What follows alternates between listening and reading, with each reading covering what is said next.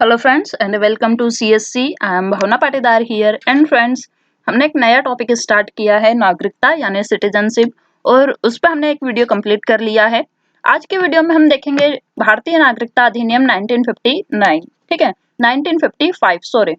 तो जो नागरिकता है उसमें टाइम टाइम पर विभिन्न संशोधन हुए हैं। ठीक है, भारतीय नागरिकता अधिनियम आते रहे हैं 1955 के बाद भी, और वह क्या है हम एक एक करके देखेंगे। लेकिन सबसे पहले भारतीय नागरिकता अधिनियम 1955 के विभिन्न प्रावधान आज के इस वीडियो में हम देखेंगे।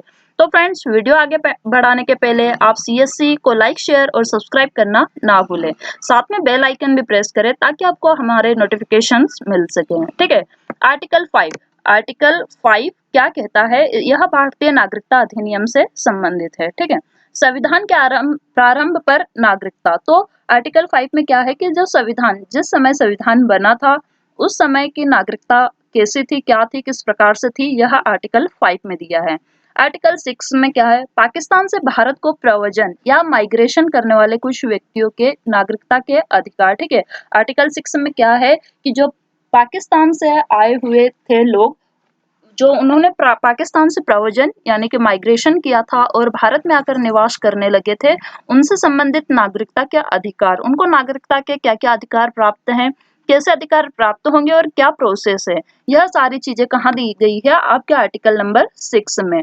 आर्टिकल 7 में है पाकिस्तान को प्रव्रजन या माइग्रेशन करने वाले कुछ व्यक्तियों के नागरिकता के अधिकार। ठीक है, तो जब हमारा देश आजाद हुआ था या फिर हम 1947 जब इंडिपेंडेंस हमको मिली थी, तब कुछ लोग ऐसे भी थे जो भारत से पाकिस्तान चले गए थे। ठीक है, लेकिन कुछ समय के पश्चात, उसी टाइम के पश्चात वह आजादी के पहले ही भारत वापस लौट आए थे। ठीक है, पाकिस्तान को प्रव्रजन करने वाले कुछ व्यक्तियों की नागरिकता के संबंधित अधिकार, और फिर वह भारत में आके रहने लग गए थे, तो उनसे संबंधित नागरिकता के क्या क्या रूल्स रेगुलेशंस हैं वह आपके आर्टिकल 7 में दिए गए हैं। ठीक है, आर्टिकल 8 यानी कि अनुच्छेद 8, इसमें क्या है? भारत के बाहर रहने वाले भारतीय मूल के कुछ व्यक्तियों के नागरिकता के अधिकार। ठीक है, तो बहुत से लोग ऐसे भी होते हैं जो भारत के बाहर रहते हैं। ठीक है, लेकिन उनका मूल कहाँ का होता है? भारतीय मूल का, उनके पास सिटीजनशिप भारत की रहती है।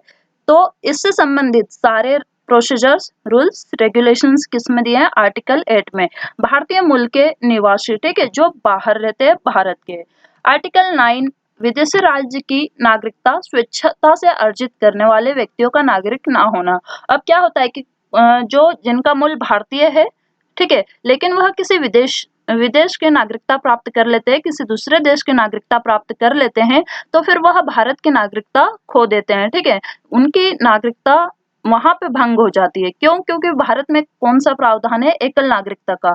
अब भारत के साथ साथ किसी और देश की नागरिकता नहीं रख सकते। ठीक है, तो इससे सारे संबंधित जो भी लॉज, नियम, कानून, प्रोसीजर्स हैं वह आपके आर्टिकल 9 में दिए गए हैं।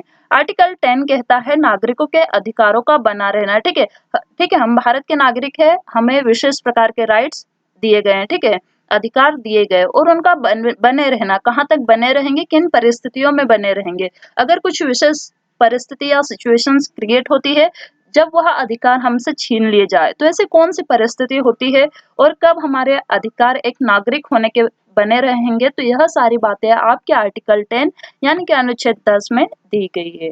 उसके बाद में हम देखेंगे अनुच्छेद 11 यानी कि आर्टिकल 11। इसमें क्या है कि संसद द्वारा नागरिकता के अधिकार का विधि द्वारा विनियमन किया जाना। ठीक है, तो नागरिकता से रिलेटेड सारे राइट्स किसको दिए गए हैं? संविधान द्वारा संसद को। संसद अगर चाहे तो नागरिकता का जो भी संशोधन अधिनियम है उसमें संशोधन कर सकती है, कुछ विशेष प्रकार के अधिकार दे सकती है, कुछ हमसे अधिकार छीन भी सकती है। तो नागरिकता से संबंधित सारे राइट्स किसके पास है? संसद के पास है। तो यह थे आपके आर्टिकल 5 to 11। इसमें सारे सिटीजनशिप यानी कि नागरिकता संबंधी प्रावधान दिए गए हैं। हमने 5 से 11 अनुच्छेद सारे देख लिए हैं, कौन से अनुच्छेद में क्या प्रावधान है, क्या नियम है, क्या कानून है। ठीक है, आप इनको एक बार बुक से जरूर रेफर करें। सारे आर्टिकल्स आप एक दो बार पढ़ेंगे, नागरिकता आपको समझ में आ जाएगी। ठीक है फ्रेंड्स, तो यह था आपका नागरिकता संशोधन अधिनियम 1955।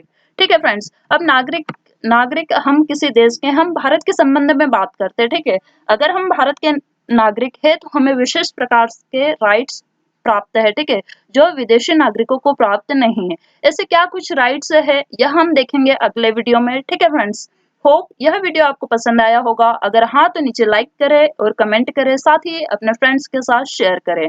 तब तक के लिए keep visiting CSC and thank you very much.